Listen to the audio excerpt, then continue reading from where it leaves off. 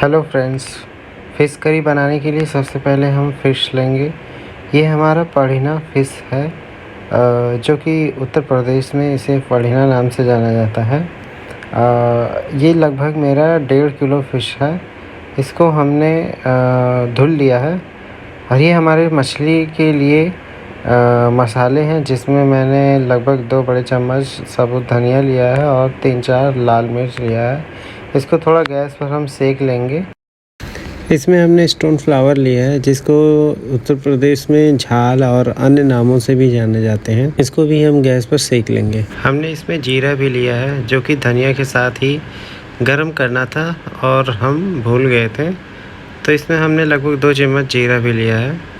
ये हमारे लहसुन है, जो कि लगभग 3-4 पोटियाँ हैं। उसको हमने छिलकर ग्राइंडर में पीस लिया है, जो कि कुछ इस तरीके से लगभग 2 बड़े चम्मच दिखाई देंगे। और अब हम अपने मसाले को ग्राइंडर में पीस लेंगे। इसमें हम आधे छोटे चम्मच हल्दी डालेंगे, आधे छोटे चम्मच गरम मसाला पाउडर डालेंगे, 1 छोटा चम्मच राजस मसाला डालेंगे। इसमें हम 2 छोटे चम्मच साबुत सरसों का दाना डालेंगे, जिसे हम दिखाना भूल गए। आधा छोटा चम्मच लाल मिर्च पाउडर और आधा छोटा चम्मच देगी मिर्च पाउडर डालेंगे। अब हम इन सबको पीस लेंगे ग्राइंडर में अच्छी तरीके से।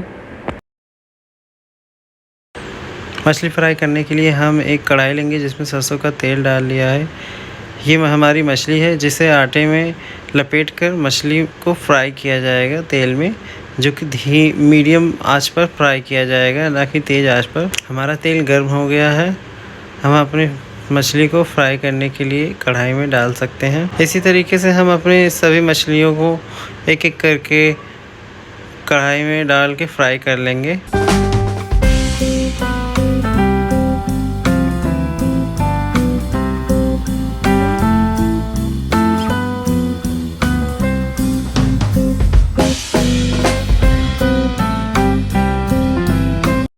ध्यान रखें, मछली जब भी आप फ्राई करते हो तो उसे एक ढक्कन से ढक दिया करें, नहीं तो कभी कभी मछली फूटती है तो उसके छींटे आपके चेहरे पे या हाथ पे लग सकते हैं। इसलिए बड़ी सावधानी से मछली को फ्राई किया जाए और मछली जब 2-3 मिनट हो जाए तभी जाकर पलटें, नहीं तो मछली पेंदे में चपक जाएगी, जैसा कि अभी देख सकते हो। तो इसलिए बड़ी सावधानी से मछली को फ्राई करें, ताकि मछली टूटे ना और पेंदे में चपके ना और ना ही छींटे पड़ें। फ़िश ज़्यादा से ज़्यादा 5-6 मिनट में फ्राई हो जाती है और इससे ज़्यादा फ्राई नहीं करना चाहिए, नहीं तो गल जाती है फ़िश, क्योंकि फ़िश बहुत ही जल्दी गलती है। इसलिए जैसा कि आप देख सकते हैं, हमारा फ़िश पूरी तरीके से अच्छे से फ्राई हो चुका है। इतना ही फ़िश को फ्राई करना होता है, ना ही इससे ज़्यादा और ना ही इससे कम। इससे टेस्ट बहुत अच्छे आते हैं और फ़िश भी बहुत अच्छे दिखते हैं। इसी तरह हम अपने बाकी पीसेस को भी फ्राई कर लेंगे। जैसा कि आप देख सकते हैं, हमने अपने बाकी पीसेस को भी फ्राई कर लिए हैं। ये हमारे सभी पीसेस फ्राई हो चुके हैं, जैसा कि आप देख सकते हैं। अब हम ग्रेवी बनाने के लिए उसी कढ़ाई में तेल डालेंगे, जो कि सरसों का तेल है, और इसे हम गर्म होने देंगे। ये हमारी कुछ हरी मिर्च और हरे तेज पत्ते हैं, जो कि हमने अपने गार्डन से तोड़े हुए हैं। हमारा तेल अच्छे से गर्म हो चुका है। इसमें हम मेथी और सरसों का दाना डालेंगे और इसी के साथ साथ हम तेज पत्ता डाल देंगे। और ये हमारा अदरक और लहसुन का कूटा हुआ पेस्ट है, जो कि हम अच्छे से भून लेंगे और धीमी आंच पर भूनेंगे, नहीं तो हमारा लहसुन जल जाएगा। और इसे हमेशा चलाते रहें।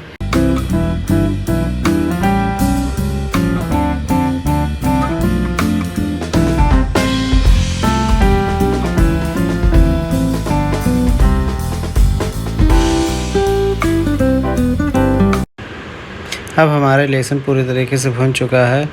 जो हमने मसाला पीसे हुए थे उसको हम डाल लेंगे इसी लहसुन के पेस्ट में, और इसे धीरे धीरे चलाते रहेंगे। ज़रूरत के हिसाब से हम उसमें पानी ऐड करेंगे और ध्यान रहे कि हम मसाले को बहुत धीमी आंच पर धीरे धीरे करके चलाते रहेंगे, और ज़रूरत पड़े तो उसको ढक भी देंगे।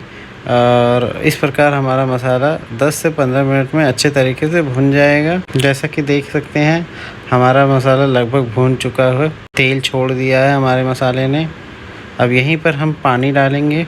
पानी डालने के बाद आँच को तेज़ कर देंगे। जैसे ही ग्रेवी में एक उबाला आएगी, नमक स्वादानुसार डालेंगे और हम अपने सारे फ़िश को इसमें डाल देंगे और लगभग 10 मिनट पकने देंगे और इस तरीके से हमारा फ़िश करी तैयार हो जाएगा।